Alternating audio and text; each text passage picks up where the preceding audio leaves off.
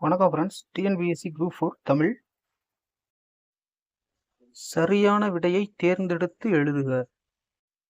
3 அடி சிற்றெல்லையும் 6 அடி பேரெல்லையும் கொண்ட அகவற்பாக்களால் ஆன நூல் எது?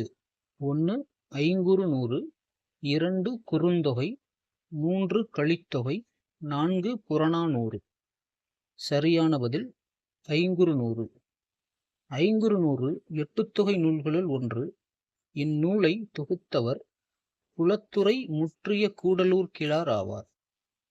தொகுப்பித்தவர் மன்னர் யானைகட்சியை மாந்தரஞ்சேரல் இரும்பொறை ஆவார்.